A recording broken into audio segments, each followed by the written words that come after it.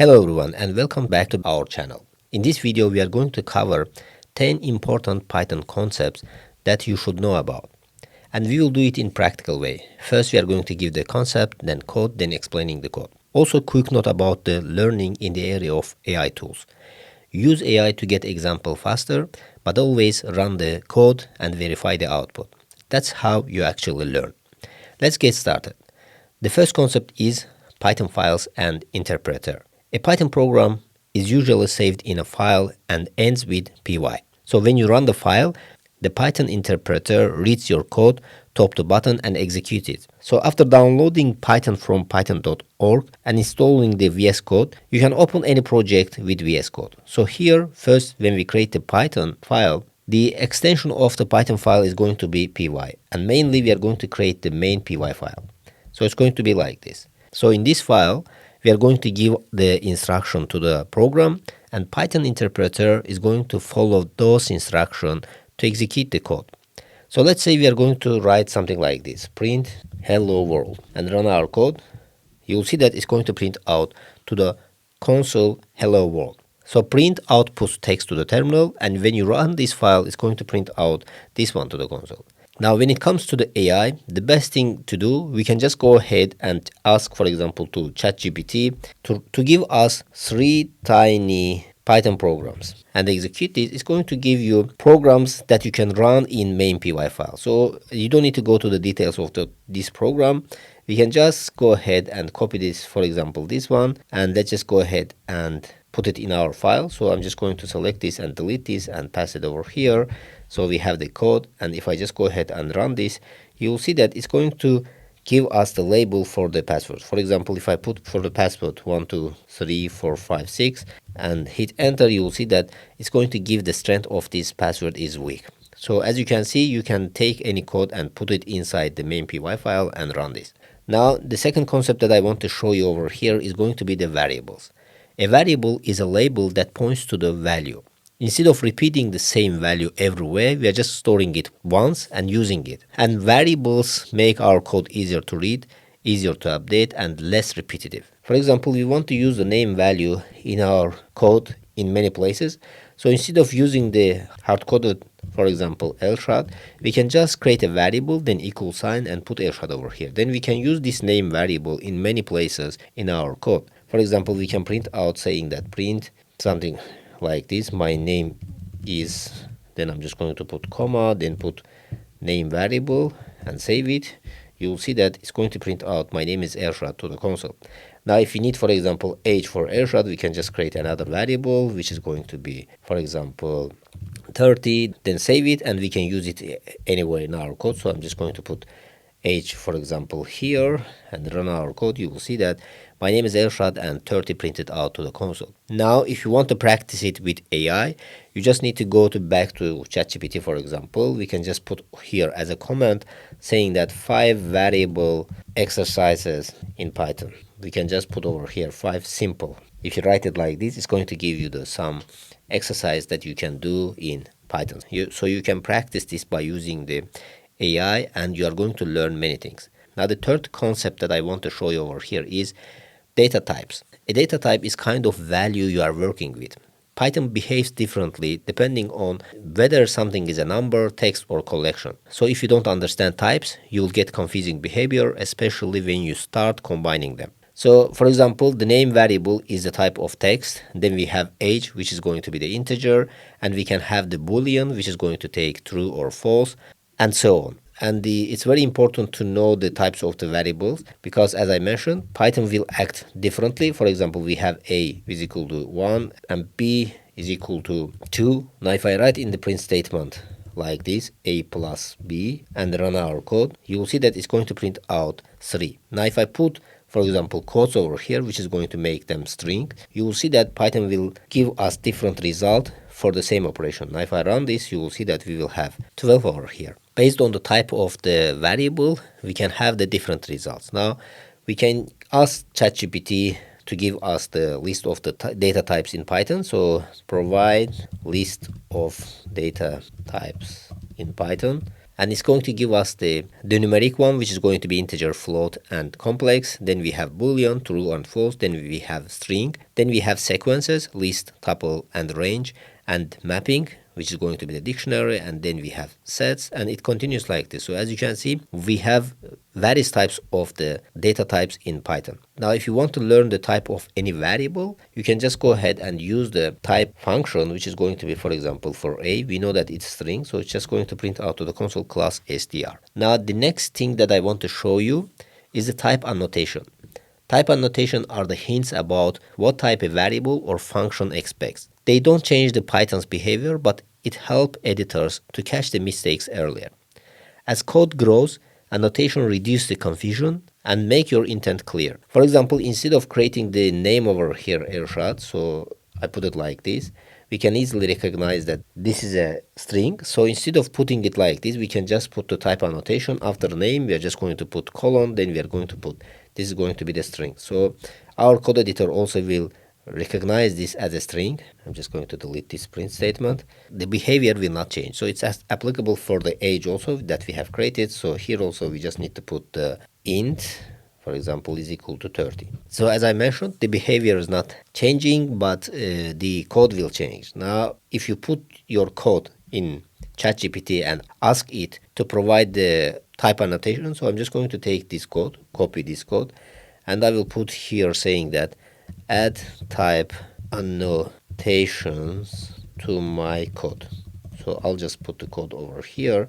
You'll see that it's going to change the code and add the type annotation to the code. So as you can see, this is going to be a string, this is integer, and it continues like this at the end. Now the next thing that I want to show you is Python constants. A constant is a value you intend not to change. Python does not truly enforce constants, but developers communicate them using all capital letters naming and final type hint for warnings.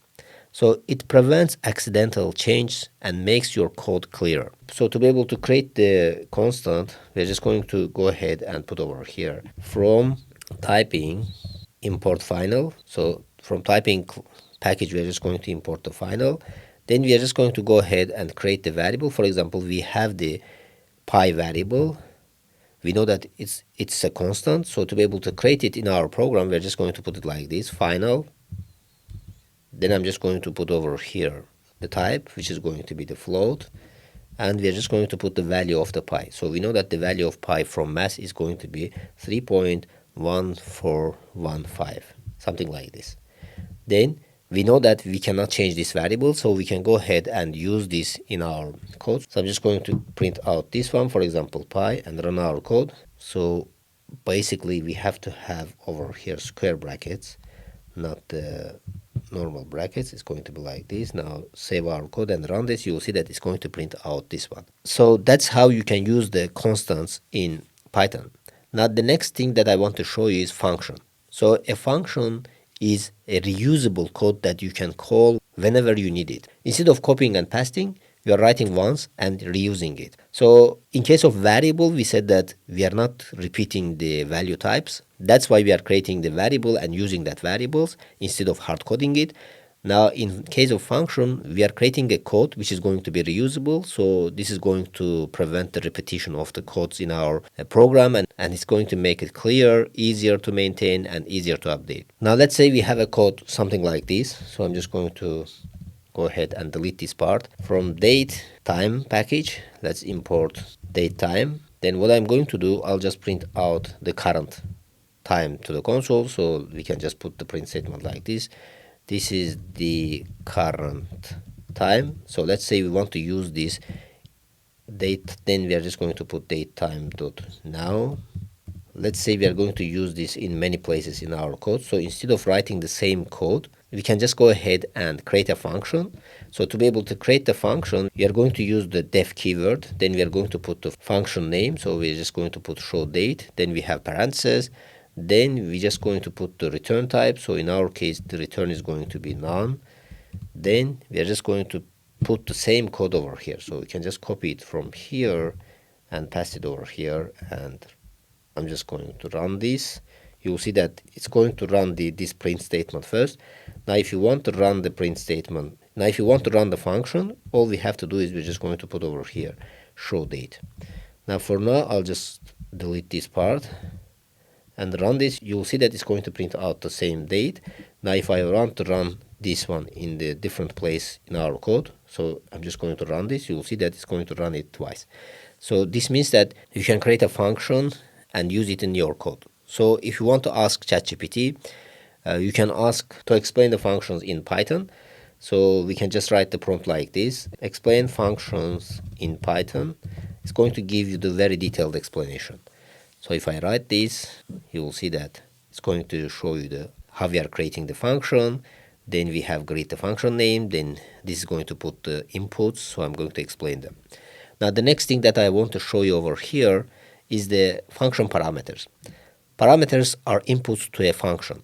They let one function handle many different values. So instead of just writing the greet, for example, Elshad or someone else, we can just create the greet function with the name parameter and use this one inside the function. So I'm just going to copy this code.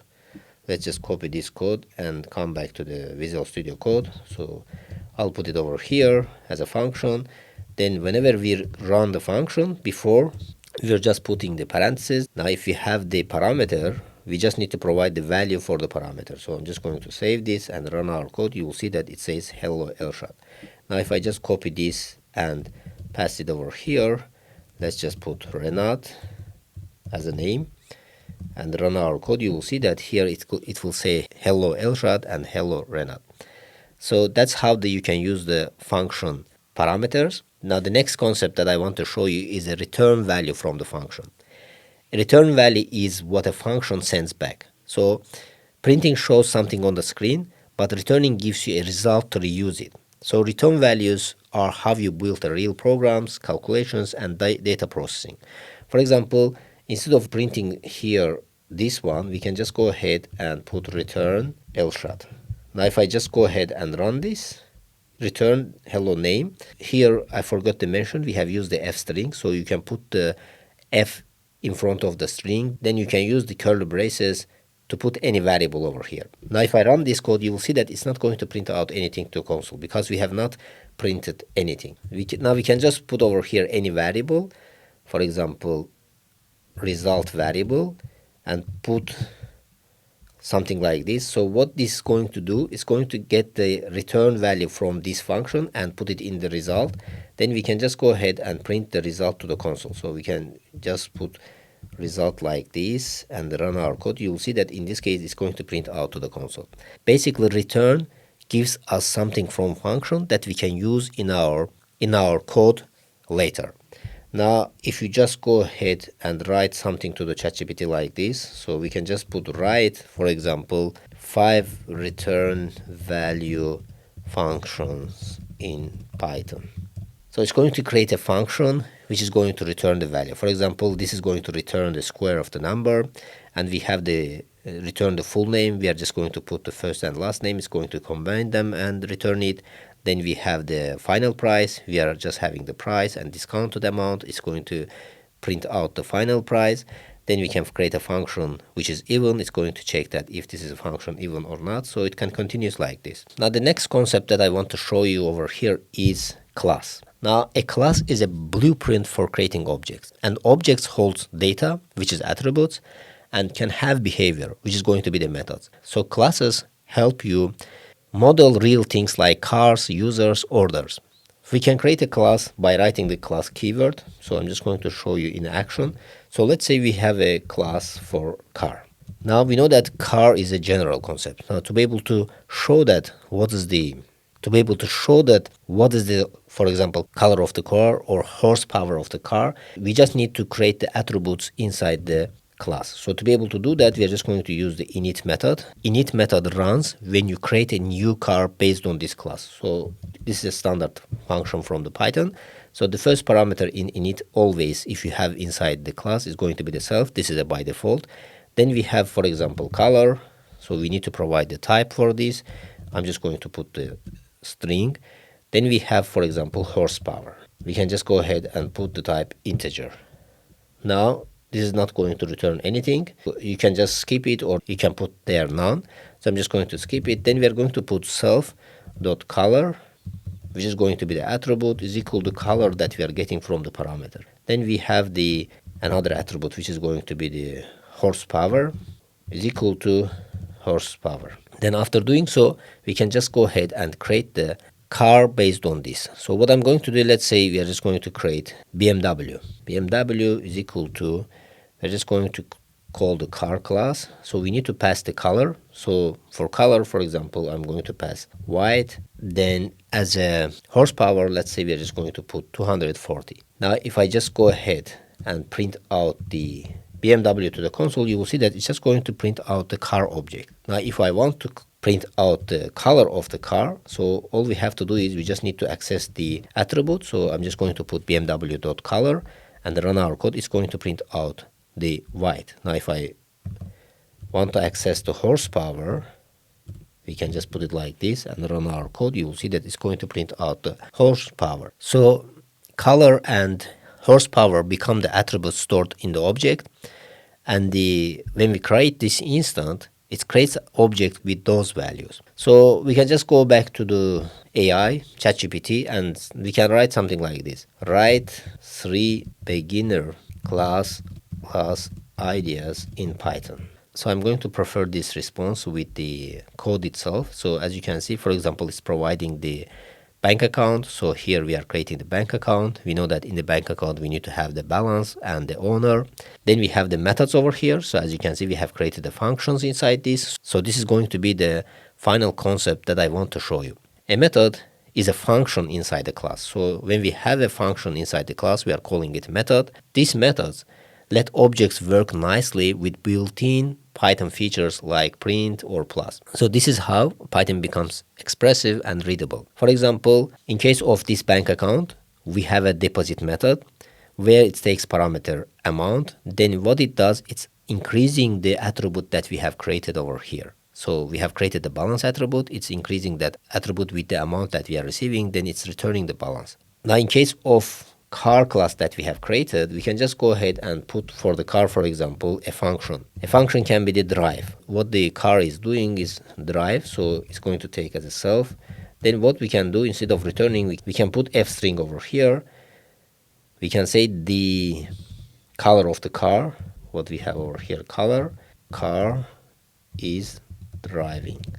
Now whenever I go ahead and call this bmw.drive, let's say like this, and run our code, you will see that in this case, so here we need to put self.color and run our code. You will see that it says that white car is driving. So white comes from the white that we have created over here, and the is driving comes from the drive function. So that's how the methods works in case of the class. So these are the 10 important concepts that you need to know in Python. So this video was just introductions. So keep practicing and build small scripts. So you can drop a comment, which one should I explain deeper, variables, data types, function or classes, or any other topic that you want me to explain in Python.